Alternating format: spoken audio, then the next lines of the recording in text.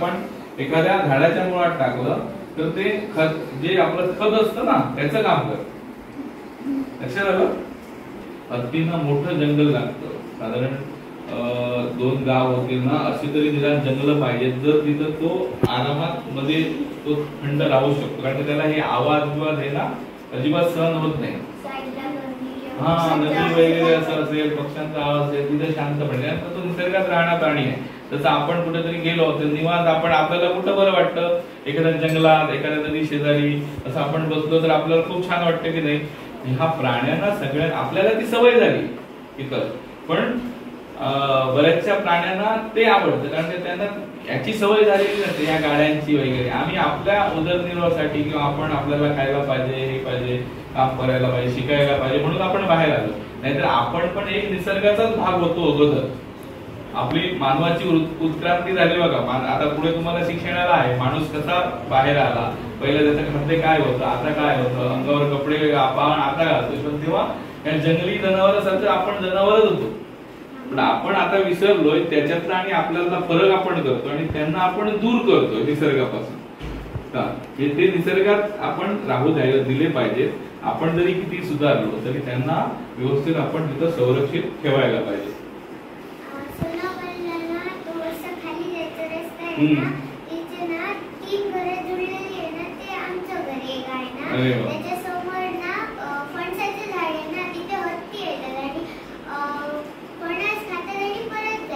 हत्ती फणसाला खूप आवडत, असा म्हणजे त्याला आवडतो हत्ती.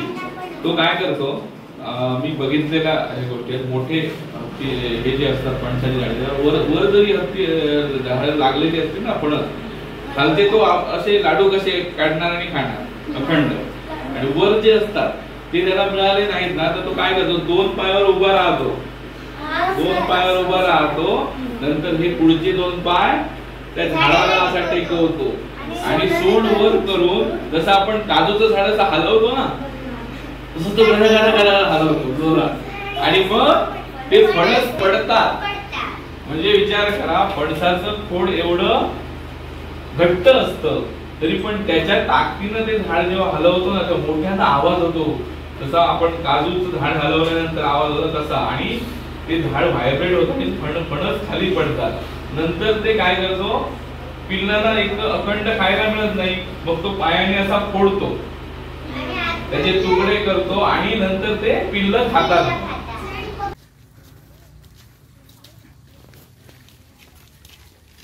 त्यांच्या घरी जायचं आहे संजयच्या.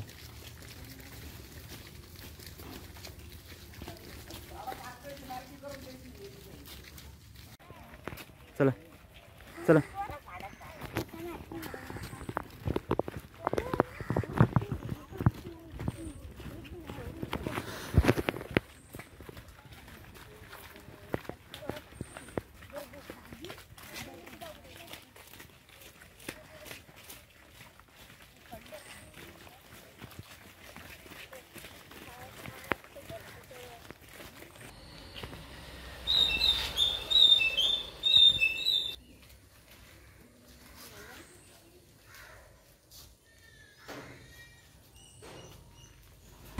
आज मुलांबरोबर मुलांच्या अभ्यासक्रमात असलेला नंदू हत्ती बरोबर 1 दिवस या पाठ्यचा अभ्यास करताना आम्हाला भरपूर चांगले अनुभव आले. कारण का मुलं आज माझ्याकडे आली, माझ्याकडून हत्तीविषयी, त्यांच्या अधिवासाविषयी वेगवेगळ्या त्यांच्या शंका होत्या, त्यांचे अनुभव होते, हे माझ्याशी शेअर केलेत.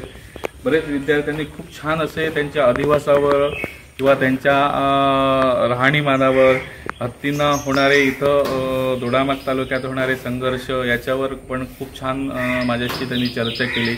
वेगवेगळे त्यांच्या शंका होत्या, ह्या पण त्यांनी जाणून घेतल्यात.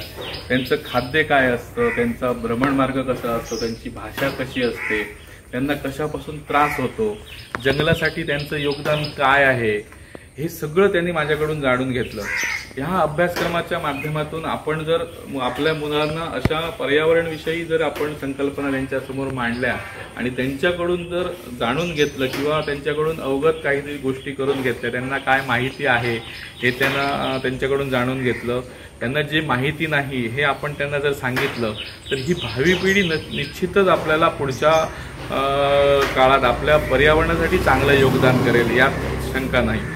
त्याचप्रमाणे यांच्या शालेय जीवनातील सुद्धा नुसता अभ्यास हा काही कामाचा नसून त्यांना वास्तविक जीवनाशी संबंधित असलेल्या अशा किंवा पर्यावरणाशी संबंधित असलेल्या अशा ह्या काही ज्या गरजा आहेत किंवा काही हे पाठ आहेत याच्यावर असं जर विश्लेषण आपण व्यवस्थित त्यांना करू दिलं तर ते आयुष्यभर कधी विसरणार नाहीत। कारण काय जनरली आपण हे अभ्यासक्रमातील गोष्टी परीक्षा झाल्यानंतर आपण विसरतो, पण असे जेव्हा अभ्यासक्रम किंवा असे पाठ्यक्रम आपण जेव्हा घेतो तेव्हा हे त्यांना आयुष्यभरासाठी त्यांची एक त्यांना त्यांच्या आयुष्यासाठी ही पूरक अशी गोष्ट ठरेल। म्हणून अशा ॲक्टिव्हिटीज होणं किंवा अशा काही संकल्पना अभ्यासक्रमात आणणं हे खूप गरजेचं आहे।